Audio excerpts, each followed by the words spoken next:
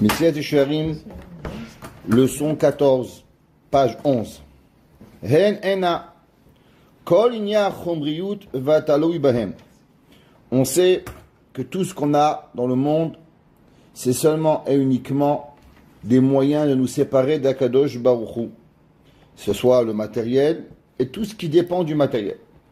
Ad sheimashech acharav itbarach mamash karbazel achar even hashoevet. Et l'homme, il doit casser toutes les barrières comme un aimant. Un aimant, il attire. Et tu peux rien faire contre un aimant. Un aimant, il est puissant.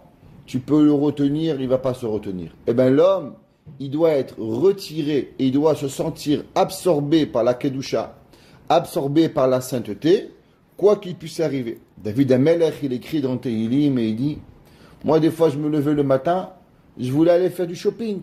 Et où je me retrouvais? Je me retrouvais à la yeshiva. Ça veut dire, David Amelech, il dit que des fois, la nature de l'homme, elle devient quoi? De faire le bon d'Akadosh Baruch Hu. David Amelech écrit dans Tehillim, Ach, Tov v'chesed yirdefuni kol yemei hayai. David Amelech, il dit, la bonté, au bout d'un moment, elle est naturelle. Moi, je sais quand on est fini le Zman, des fois ça prend 6 mois, l'hiver, alors on arrive à Pessah. Je me lève le matin, pour la synagogue, je me retrouve à Côte Saint-Luc. Qu'est-ce que je fais à Côte Saint-Luc? Ah, Tov v'chesed. On a mon habitude de venir à Côte Saint-Luc la voiture. On prend la voiture, on vient. Si je suis au téléphone, j'oublie. Tout de suite. Ah, je suis en route. Qu'est-ce que tu fais à Côte Saint-Luc? On devait aller. Je ne sais pas. Mechila. Pourquoi? Tellement d'habitude de venir à la yeshiva. Et l'homme, c'est pareil dans sa vie. Tout ce qu'il doit faire, il doit pouvoir avoir envie de la yeshiva. On a de la Torah. C'est marqué que les tzadikim, même leurs mains, même leur corps, au bout d'un moment, si c'est pas une mitzvah, ils peuvent plus le bouger. Ça veut dire que s'il veut boire un café, et le café, il n'est pas 100% kasher, il ne pourra pas le boire. On raconte qu'il y avait un rave, un jour, il avait mangé, il était invité chez quelqu'un, il a voulu manger la viande. Au moment où il a voulu manger la viande, il s'est étouffé. Et au moment où il s'est étouffé, le rave, il a craché la viande, et le shochet est venu, Rabbi, la viande, elle a un problème, elle n'est pas kasher. Bon, il a dit, waouh, Rabbi, il est un grand tzaddik, il est un prophète. Il a dit non. Il dit, toute ma vie, j'ai prié que mon corps ne goûte jamais du non kasher. Et pour ça, au moment où le non kasher, il est rentré, je l'ai vomi. C'est-à-dire que l'homme, il peut arriver à transformer son corps, transformer sa tête, transformer tout son état d'âme, qui n'a qu'une seule envie, c'est de se connecter avec Kadosh Baruch Hu. Vekol ma sheuchal lachshov sheu emtsa'i lekurva azot yirdof acharav. Il dit, un homme, il a un travail. Ouais. Alors, toute sa vie, qu'est-ce qu'il fait? Il va dans des shows. Pourquoi? Pour améliorer son travail. Pourquoi? Une meilleure chaise, une meilleure table, une meilleure loupe, un meilleur ordinateur. Chacun son travail. Qu'est-ce qu'il fait? Il regarde comment il peut avoir une facilité et devenir meilleur dans son travail. Si le gars il fait la peinture, un meilleur pinceau. Un gars il est laveur de parterre, une meilleure mop. Chacun il regarde ce qu'il a de mieux pour son travail. Pareil. Chacun de nous, il faut qu'il regarde chaque chose qu'il a dans le monde pour faciliter la vie de la Torah. On raconte qu'un de nos grands maîtres s'appelle Rav Elchanan Wasserman. Rav Elchanan Wasserman est un talmid mouvak du Chafetz Chaim. Et un jour, en 1923, Rav Elchanan Wasserman, il a été invité à faire partie de la convention, il y a eu une grande convention de tous les rabbins d'Europe à Vienne. Alors Madame Wasserman, elle a vu que son mari, il avait des chaussures déchirées. Elle dit, le Rav, il va porter des chaussures déchirées. Alors elle est allée et elle lui a acheté des belles chaussures. En rentrant dans le train, Rav Elchanan, il était un peu triste. Alors, son fils, j'ai écouté cette histoire de son fils, Rav Elazar Simcha Wasserman.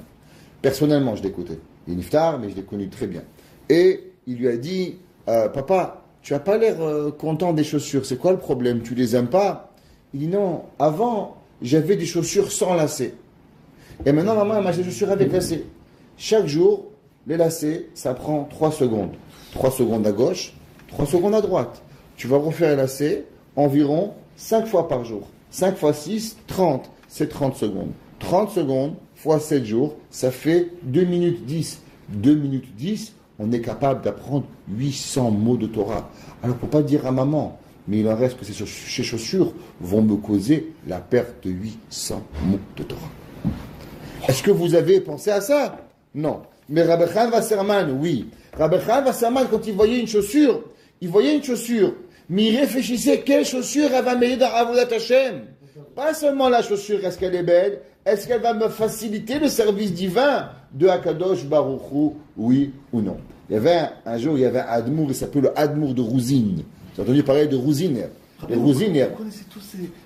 Je vous entends, Ben Porat, ça fait un moment. Tous ces noms de Rabbanim. Donnez-moi maintenant, si je me rappelle de un ou deux, juste maintenant, ce que vous avez dit, j'ai oublié le nom. C'est pas juste le nom des dates, etc. Yeah, alors, les rabbis de Rouzine, il y avait, ça s'appelait les Rouziner, c'était les chassidim très très riches. Aujourd'hui, il n'y a plus tellement les Rouzines, il n'y a plus tellement, la chassid de Rouzine, elle n'existe plus. Elle était en Ukraine. En Ukraine, les Rouziner, et ils étaient, chez eux, le service divin, c'était la gloire, la règne, le malchut. Le rabbi, chez les Rouziner, on l'habillait pratiquement en or. Tellement le rabbi représentait la malchut d'Hachem dans ce monde. On appelle ça malchut Rougine, la royauté de Rougine. Et le rabbi de Rougine, il avait des bottes en or. Des bottes en or. Et un jour, il y avait de la neige. Et quand les gens ils ont vu le rabbi marcher, ils voyaient du sang sur la neige. Alors ils lui ont dit, Rabbi, je ne comprends pas, pourquoi il y a du sang? Il dit, parce qu'il n'y a pas de semelle. Il dit, je ne comprends pas. Mais le rabbi, pourquoi il met des bottes en or et il ne met pas de semelle? Il dit, les bottes en or, c'est pour Dieu. Les semelles, c'est pour moi. Moi, j'ai rien besoin. Dieu, il a oui besoin d'avoir des bottes en or. C'est-à-dire que le rabbi de Rouzine, il avait des bottes en or, parce que lui, il pensait que les bottes en or, ça allait être un service à Avodat Hashem. Mais mon plaisir à moi, j'ai rien besoin. Je marche pieds nus. Et quand il marche sur la neige, il saignait du pied, tellement il avait froid sur ses pieds. Mais ça ne l'empêchait pas d'avoir. C'était comme ça le rabbi de Rougine. Aujourd'hui, ce qui représente un petit peu Rougine, c'est la chassidou de Sadigoura. Vous avez entendu parler de Sadigoura? Sadigoura, c'était la malchoute. C'est la grande. Le rabbi, il a un stramel spécial. Il a le stramel, la kippa qui sort. Kippa comme nous, qui a baissé. Ils ont une kippa, ça s'appelle Sadigoura Rouzine. C'est la chassidou qui est représentée. Où ils sont en Israël. Et toute chose que tu peux avoir, alors cours-le pour l'avoir. Pourquoi tous les rabbins ils avaient des montres? Parce que dès que les montres elles sont sorties, tous les rabbins ils ont eu des montres. Pourquoi? Pour faciliter le calcul du temps. Ça veut dire que tout ce que tu as pour pouvoir se rapprocher d'Hachem, il faut le faire. Et ne le lâche pas. Si un homme il a besoin d'avoir quelque chose. Il y avait un jour 2 grands maîtres. Vous devez apprendre ces 2 grands maîtres. Il y avait 2 grands maîtres dans la halakha. Un il s'appelait le Bach, le Baït Hadash, qui a écrit un commentaire sur le Tour, Rabbeinu Yaakov Baaturim. Il vivait dans la ville de Mejiboj, dans la ville où plus tard, 250 ans plus tard, le Baal Shem Tov, il va vivre. Par la suite, il va devenir le roi de Cracovie. Il va être le roi de Krakow, on appelle ça en anglais. Qui? Et, Shem Tov? non, le Bach. Ouais. Et il y avait un autre, son gendre, il s'appelait le Taz, Rabbeinu David, qui était le Baal à Taz. Et quand il a marié le Taz, il a marié la fille du Bach. Alors, c'est 2 géants de la Torah. Ouais, Taz Magen David. Il lui avait promis que tous les jours, il va lui donner de la viande. Tous les jours. Le Bach. Le Bach a promis à son gendre. Maintenant, un jour, le Bach, il a eu une difficulté financière et il n'arrivait plus à donner de la viande à son gendre tous les jours. Le Taz, il l'a amené en Din Torah. Il l'a amené en Din Torah. Où est l'appréciation? Alors, les gens, ils lui ont dit, mais comment ça fait ça? Où est l'appréciation que tu as à ton beau-père? Il dit, mais vous ne comprenez pas. Moi, je suis en train d'écrire quelque chose qui va rester pour la vie entière. Et si je n'ai pas cette viande à manger, je ne suis pas capable d'étudier la Torah. La Torah, ce n'est pas pour moi. Jusqu'à aujourd'hui, c'est quoi le livre le plus étudié de la Torah? C'est le Taz. Le Taz, c'est le livre où tous les gens de la Torah, ils étudient. Il n'y a pas un jeune homme qui étudie Shulchan Aruch qui n'étudie pas le Taz. Prenez Shulchan Aruch, Taz. Prenez. C'est le livre le plus important. Le Taz, il a dit, toi tu crois un bout de viande. Moi, je vois pas un bout de viande. Moi, je vois une explication de la Torah qui va rester les Netzach. Le Taz, il s'est bagarré avec son beau-père. Pas pour un bout de viande, je préserve, pour avoir rempli son ventre, mais pour pouvoir avoir la force nécessaire pour pouvoir y arriver. Il dit le Ramchal, si tu vois quelque chose dans la vie qui va t'aider à pouvoir servir à Kadosh Baruch Hu, attrape-le et ne le lâche jamais. Assure-toi qu'il va toujours, tu vas toujours le garder. L'homme, il doit garder il doit avoir ce qu'il a besoin pour le service d'Akadosh Baruch Hu. Vekol ma sheuchal lachshov sheu minyal hazeh miyevrach mimenu keboreach min ha'esh. Et si tu sais qu'il y a quelque chose qui t'enlève le service divin, eh bien il faut que tu te sauves de ça comme tu te sauves du feu. Et comment on y arrive? Comment on arrive, Behemet, à se sauver comment on arrive à se sauver du Yetzer Hara? Alors, un de nos grands maîtres, c'est Rabbi Pinchas de Koritch. On a envoyé Rabbi Pinchas de Koritch. Rabbi Pinchas de Koritch, c'était le Talmid du Baal Shem Tov. Okay, il a écrit, il s'appelle Imre Pinchas. D'accord? Il a son kever, c'est incroyable. C'était un jour, j'étais sur son kever, Rabbi Pinchas de Koritch, en pleine Ukraine, et on arrive là-bas. Vous arrivez là-bas, c'est du feu. Je vous dis, vous entrez dans le kever là-bas, c'est du feu. Votre neshama, elle s'allume en... C'est incroyable. Pour vous dire un peu ce qu'est Rabbi Pinchas de Koritch, on a deux histoires. Il y avait un jour Rabbi Pinchas de Koritch, il a dit à Kadosh Baruch Hu, tu sais, Dieu, tous les jours, les gens ils viennent me voir, ils me posent des questions. J'en ai marre, je n'arrive plus à étudier. J'aimerais que les gens m'oublient. Comme ça, je peux étudier la Torah. Comme ce qu'il a voulu, c'est arrivé. Le lendemain, il marche dans la rue, comme s'il n'existait plus. On ne le reconnaissait plus. Il avait le temps d'étudier, personne n'embêtait, plus de questions. Il étudiait Yomam Balayla, il priait, il rentrait à la synagogue, personne, il embête. Il arrivait sous côte. Rabbi Pinchas de Koritch, il avait l'habitude de, non seulement comme nous, de recevoir les Sheva ou Shpizin, mais il les voyait. Donc il est venu, il leur parlait, Avraham, Yitzhak, Yaakov. Un jour, c'était le soir de Sukkot, et avant de commencer Sukkot, il reste à la Soukha, il attend qu'Avraham Avinu il vient. Il voit qu'il ne vient pas. Il sort dehors et il voit Avraham Avinu devant la Soukha, qui ne rentre pas. Je lui dis, pourquoi Avraham, tu ne rentres pas cette année? Il dit, regarde, moi je suis Chesed. C'est quoi Chesed? Ma vie, elle a été donnée à l'humanité. Il y avait 4 portes dans ma tente qui rentrent et qui sortent. J'ai donné ma vie aux gens. Ma vie a été dédicacée à l'humanité. Et toi, tu n'es pas comme moi. Toi, tu as décidé d'être un peu égoïste. Tu as voulu donner ta vie pour toi-même, pour étudier. Toi et moi, on ne peut pas s'associer. Donc, je ne peux pas rentrer dans ta soukha. Mais, comme tu es un tzaddik, alors je reste devant ta porte. Mais rentrer chez toi, je ne peux pas. Pourquoi? Parce que tu n'as pas voulu donner ta vie à l'humanité. Rabbi Pinchas de Koritch, il a dit, si c'est comme ça, je te demande, Boré Olam, qu'à partir de maintenant, plus jamais les gens me laissent tranquille. Que je veux mériter d'avoir comme Avraham Avinu. Et le lendemain matin, c'est revenu comme d'habitude. Rabbi Pinchas de Koritch, tout le monde est revenu, et il a été accepté par la vie. Rabbi Pinchas de Koritch, c'était un des rabbanim, quand il y a la grande machloket contre Rabbi Nachman de Breslev, il a beaucoup défendu Rabbi Nachman de Breslev.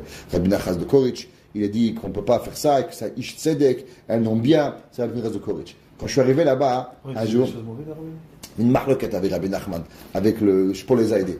Et je suis arrivé là-bas à Koritch, on était 9 pour un minyan. On était en plein milieu de la nuit, et quelqu'un me dit, Rabbi, on n'est pas mis en faire vite. J'ai dit, on a un principe chez les chassidim, que quand on est 9, on est 10. Et j'ai dit, particulièrement maintenant qu'on est chez Rabbi Pinchas de Koritch, il me dit, mais Rabbi, c'est la fin du monde, Koritch. C'est en plein milieu de l'Ukraine, il n'y a rien. C'est un terrain de patates, et au milieu, il y a le kever du Rabbi Pinchas de Koritch. Je lui ai dit, regarde, ici, t'inquiète pas, on va voir un miracle. On a commencé à faire Teilim, en plein milieu de nulle part, minuit, une voiture qui arrive, 2 juifs perdus, ils ont vu une lumière, ils rouvrent. Il dit, qu'est-ce que c'est? Il dit, on est perdus, vous savez où on est? Monsieur Rabbi Pinchas de Koritch. Il dit, vous avez, combien vous êtes? Il dit, 2. Il dit, on n'a pas fait vite. Il dit, mon ami doit faire Kaddish. Yallah, on était 11. Pas 10, on était 11, on a pu faire le minyan. Chez Rabbi Pinchas, on a fait les selichot, et les gars, ils étaient devenus fous, qui sont tombés chez Rabbi Pinchas de Koritch. En tout cas, Rabbi Pinchas de Koritch, il dit, comment un homme, il doit se battre contre le Yetzer Hara. Il dit, il y a une seule chose qu'il doit apprendre. C'est qu'il dit au nom du Baal Shem Tov. C'est d'apprendre à dire non. Il dit, vous savez, dans l'éducation, ils vous disent que le symbole de l'éducation, c'est que oui, c'est oui, et non, c'est non. C'est ce papa dit, tu vas pas aller chez ton copain. Allez, tu vas chez ton copain. Tu vas pas du chocolat. Oui, tu vas du chocolat. C'est pas d'éducation, c'est de n'importe quoi. Éducation, c'est que tu as décidé que tu auras pas des bonbons. Maintenant, tu montes, tu descends, t'as pas de bonbons. Ça, c'est la vie. Et l'enfant, la première fois, il va te dire, David, tu n'auras pas de bonbons. Ok, il est sérieux là. C'est ce business, il va apprendre. Il dit, battre le Yetzer Hara, c'est qu'une seule chose. Apprendre à dire non. Il dit, souvent, on dit etc. non, et après nous-mêmes on cède. On dit, bon, un petit peu. Et à chaque fois qu'on cède, on tombe beaucoup plus loin. Exemple, un homme, il raconte un machar avec Pinchas de Korich, il y avait un jour un homme, il était alcoolique. Alors, il a décidé qu'il ne va pas boire. Donc il a arrêté de boire un jour, 2 jours, 3 jours. Après il dit, bon, je mérite de boire un petit verre. Il a bu un petit verre, et un petit verre, il prend un deuxième verre, et c'est fini, il est parti. C'est quoi la solution des alcooliques? Ils peuvent vous dire, alcoolique anonyme, tu touches plus jamais l'alcool. Le jour où tu touches un verre, tu recommences à zéro. Pourquoi? Parce que ça arrive. Il a dit le Imre Pinchas de Korich, comment on se bat contre Yetzerara? Avec un mot, non. Quoi qui arrive, tu dis non. Plus jamais tu dis oui. Et ça qui arrive. C'est ça qui dit ici que l'homme doit se sauver comme du feu. Tu as touché du feu, plus jamais tu vas remettre ta main dans le feu. C'est fini. David Amelech est écrit dans Télim 63.9. Il dit, mon âme, elle s'est collée avec toi. Elle est avec ta main droite. Ça veut dire, c'est comme un homme et une femme qui s'attrapent la main, il ne peut pas la lâcher. Il y a des gens qui te disent, dans la guerre, ils sont tombés, ils allaient se faire, regarde ce qui s'est passé au Texas là-bas, il y a eu l'ouragan. Il y a des gens qui te disent, ils ont été sauvés la vie avec une personne qui lui a attrapé la main, et c'est ça qui leur a sauvé la vie, pour pouvoir y arriver. L'homme, il doit savoir que toute ta vie dans le monde, elle n'est seulement pour cela, qui est quoi? Qui est d'être collé avec le Jbok Wahatem, Adebekim Bashem, Chaim Kulechem Bayom. Dainu, la sid et ta courva azot, de ressentir ce rapprochement divin, Bemalto Nafsho, de sauver son âme, Mikol Monea ou Mavsidea, de tout ce qui peut empêcher l'âme de se perdre. L'homme, il est totalement avoir cette façon de dire que si je lâche la corde, alors je vais mourir. Maintenant, tu sais pourquoi tu es vu dans le monde, c'est clair, tu l'as bien compris. On doit être rocker. C'est quoi être rocker? On doit chercher et on doit réfléchir sur le détail d'après des niveaux. Parce que tu ne peux pas arriver dans la vie à tout faire. C'est comme dire, bon, je vais devenir médecin, quand est-ce que j'opère? Attends mon frère, avant il faut que tu connaisses le corps humain, après il faut que tu apprends à faire des points. D'abord tu apprends à faire des points avant d'ouvrir. Pourquoi? Parce qu'il faut toujours savoir fermer avant d'ouvrir. Tu sais pas réparer, tu casses pas. Ok? Chaque chose dans la vie ça prend des détails. Mitriat davar ve'at sofo, du début jusqu'à la fin. Kemosh et Sidram Rabbi Pinchas Ben Yair. Et c'est pour ça qu'on va aller d'après la Braïta de Rabbi Pinchas Ben Yair. Vous vous rappelez où elle est ramenée? Dans Pirkei de Rabbi Eliezer. Comme on a rapporté déjà dans la préface du livre, à la fin, la préface, que le livre entier, il va être écrit sur les étapes de qui? De Rabbi Pinchas Ben Yair. Qui était Rabbi Pinchas Ben Yair? Le beau-père de qui? Rabbi Shimon Bar Yochai. Vahem. Ouais. Hazehirut. Faire attention. La première chose, c'est que tu dois faire attention. La première chose qu'une maman, elle apprend à son enfant, c'est quoi? Fais attention, mon fils. C'est quoi faire attention? C'est que tu marches dans la rue, tu regardes à droite la voiture, tu regardes à gauche, tu regardes le feu rouge, tu regardes le feu vert, tu regardes s'il y a un voyou qui passe, tu vois s'il y a une bicyclette. Si un enfant, il est fougueux, tu laisses pas sortir de la maison. Tant qu'un enfant, il n'a pas de conscience, tu l'enfermes à la maison. Pas parce que tu es méchant, tu lui sauves la vie. Le jour où l'enfant, il commence à apprendre, tourner la tête à droite, tête à gauche, là, on peut commencer à le sortir un petit peu. Mais sinon, c'est un danger public pour lui et pour les autres. Hazehirut. Deuxième, zérizout. C'est quoi la zérizout?